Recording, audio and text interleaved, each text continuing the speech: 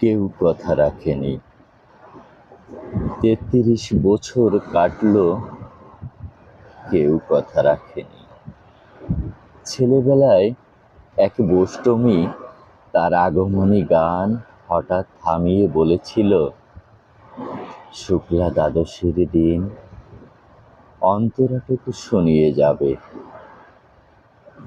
তারপর কত চন্দ্রকূপ অমাবস্যা কেটে গেল, কিন্তু সেই বোষ্টমী আর এলো না।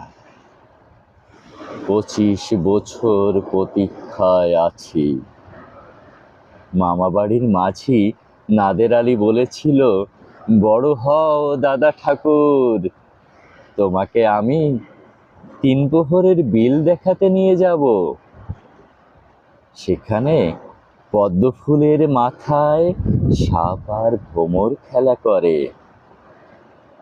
নাদের আলী, আমি আর কত বড় হব? আমার মাথায় ঘরের ছাদ ফুঁড়ে আকাশে স্পর্শ করলে তারপর তুমি আমায় 3 প্রহরের বিল দেখাবে? একটাও রয়্যাল গুলি কিনতে পারিনি কখনো। লাঠি লজেন্স দেখিয়ে দেখিয়ে চুষেছে লস্কর বাড়ির ছেলেরা।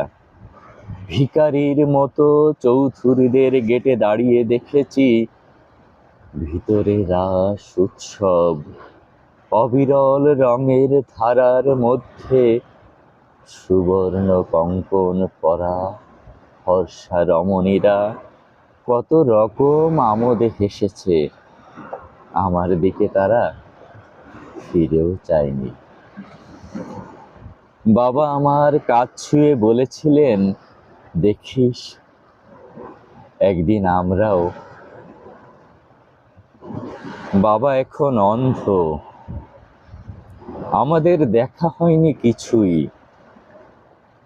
সেই রয়্যাল গুলি, সেই লাঠি লজেন্স, সেই রাস উৎসব আমায় কেউ ফিরিয়ে দেবে না।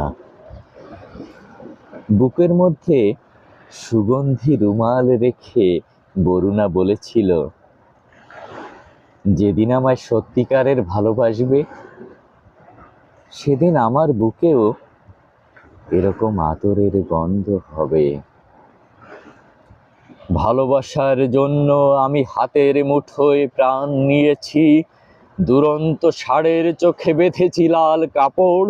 বিশ্ব সংসার তন্ন তন্ন